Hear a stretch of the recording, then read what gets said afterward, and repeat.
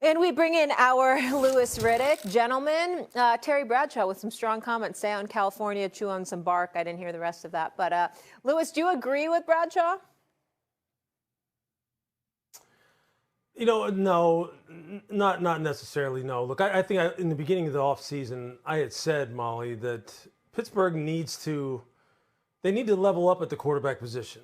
They need to get someone who is, as Mike Tannenbaum likes to use this word, and I really do agree with it, who's a full force multiplier, meaning he can kind of improve the football intelligence of the rest of the roster, make them play smarter football, make them play more precise football, kind of really elevate the passing game to where it's more diverse, where the quarterback can make various different throws with a high degree of accuracy and proficiency, which are all things that I think Aaron can do. I still think he can do them. Can he do them at MVP level? No, he cannot. Is last year really indicative of what I think he will be in 2025? No, I do not think that's the case, and we know that's not going to be the case because he is getting healthier, and he did show in the back half of the year last year, in the last quarter of the season, he showed you some flashes of what he can do when he is 100% healthy.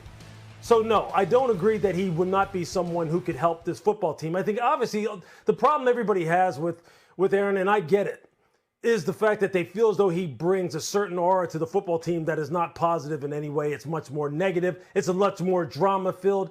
And look, and Pittsburgh really doesn't want that. Then Pittsburgh really isn't an organization that really has had that. But I'll tell you what, I heard the guy in the background say this, that Aaron really isn't the Pittsburgh way. When you're talking about player acquisition, talking about quarterbacks, well, you tell me, what the hell is the Pittsburgh way recently? What is it? Because right now it's just been subpar is what it's been at that position.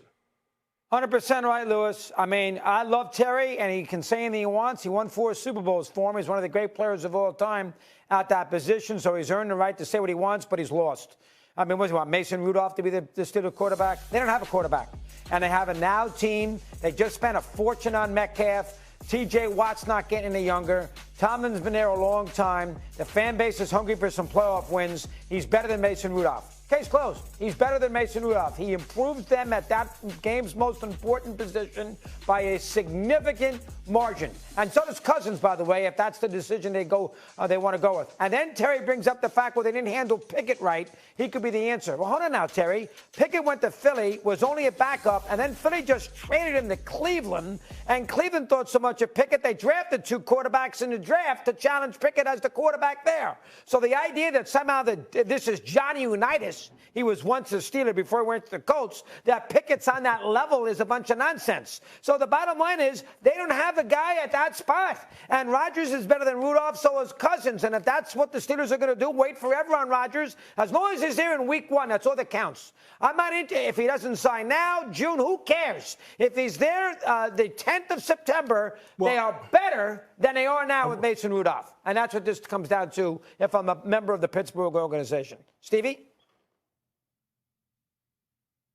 Well, listen, both of you are correct in terms of Terry Bradshaw and what he said and not necessarily agreeing with him, but we need to dissect why. And you both acknowledge he's a 4-time Super Bowl champion with the Pittsburgh Steelers organization. One of the great quarterbacks in NFL history. You don't see too many people walking around with 4 Super Bowl championships. It's Tom Brady. The list is very, very few. Peyton Manning doesn't have 4 Super Bowl rings. Eli Manning doesn't have Super Bowl rings. Dan Marino didn't have any Super Bowl rings.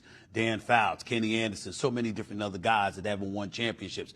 Terry Bradshaw won 4, and he won it during an era when the physicality of the game was absolutely positively vicious. And so when you take that into account, you can't dismiss or ignore anything that he's saying.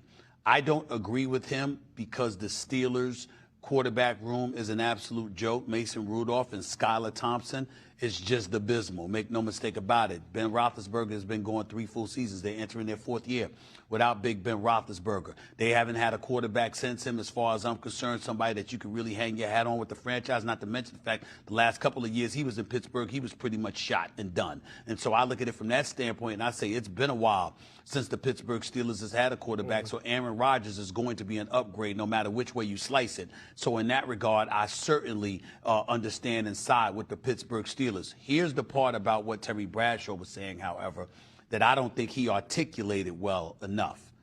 It's not really about Aaron Rodgers with him. It's about the state of the Steelers. So you can look at him and say, okay, Aaron Rodgers ain't what he used to be, but still recognize he's better than anything they have. I think somebody like Bradshaw is saying, this is the franchise that I love and revere, that I helped win 4 Super Bowl championships, 2 back-to-backs, by the way, okay? 2 back-to-backs. Won it in 75 and 76, and then won it again in 79 and 80. 2 back-to-back Super Bowl championships this man registered. He's saying, what the hell has happened to this organization? How in God's name in a conference, forget a league, a conference that has Patrick Mahomes, Lamar Jackson, Joe Burrow, Justin Herbert, C.J. Stroud, the list goes on and on. How in God's name are we, the Pittsburgh Steelers, the one team that can't seem to get our hands on a franchise caliber quarterback? And that's the real issue here. Yeah, I agree. Lewis? I don't think there's any doubt that whether you're a Steelers fan or not, whether you're an ex-Steeler or not, if you're just a casual football fan, you're sitting there going, wait a second. They have a coach who's going to walk right into the Hall of Fame. They have, I'm not sure, I don't know what the present count is. I believe they probably have more players in the Hall of Fame from that organization than any organization in the NFL. I'm not sure about that, but I would venture to say that that's the case. This is one of the most storied franchises in all of professional sports, and yet at the most important position, we can't seem to get this position anywhere close to being something where it's a bona fide, unquestioned strength of our roster. And how is that the case? How are we constantly meddling here and kind of spending time in purgatory when it comes to quarterback play? And I think you're hearing that come out. Obviously, you know what? You also hear this, though, Stephen A. People, and you hear this like nationwide when you're talking about quarterback play, you're talking about the Steelers, and you're talking about Aaron Rodgers in particular. Fans, by and large, anecdotally, do not want him on their roster. They just don't. They feel as though the guy they don't care how good he was, how good he potentially could be. They're just like, we don't care. We're just tired of the story surrounding him. That is probably even more so to me.